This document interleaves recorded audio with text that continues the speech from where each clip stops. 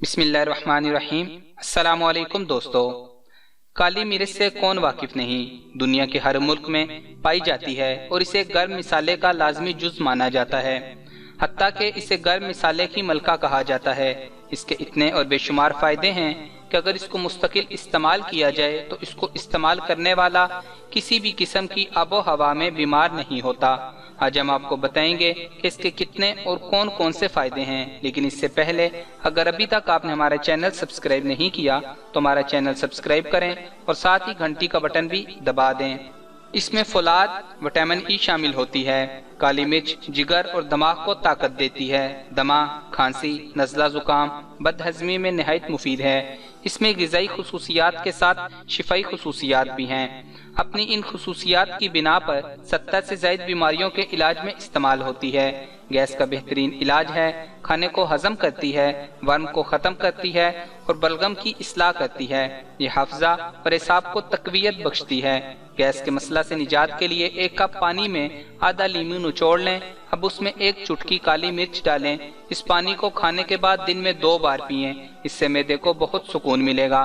اگر کھانا جلدی ہضم نہ ہوتا ہو تو کالی مرچ کا پاؤڈر، سونٹ کا پاؤڈر اور زیرہ مناسب مقدار میں لے کر مکس کر دیں۔ اس چورن کو دن میں 2 بار کھانے کے بعد استعمال کریں، کھانا جلدی ہضم ہوگا۔ پیٹ میں کیڑے ہو جانا ایک عام بیماری ہے جسے معدے کی بیماریوں میں سے شمار کیا جاتا ہے۔ یہ بڑی آنت میں انفیکشن کی وجہ سے ہوتا ہے، جس کی وجہ سے کھانا بہتر طور پر ہضم نہیں ہوتا، جس وجہ سے پیٹ میں درد رہتا ہے۔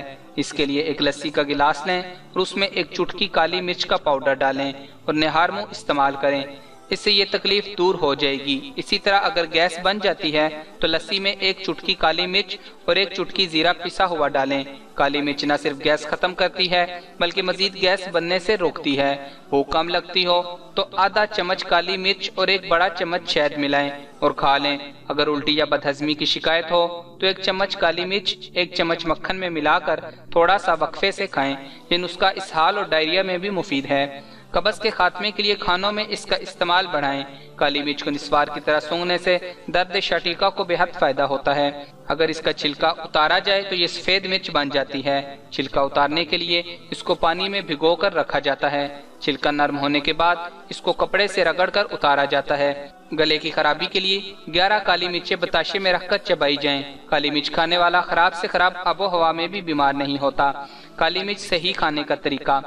کالی مرچ کھانے کا صحیح طریقہ یہ ہے کہ صبح سورج نکلنے سے پہلے اس کے دانے چبائیں اور جب اچھی طرح باریک ہو جائے تو اس کے بعد دودھ پی لیں یا چائے پی لیں۔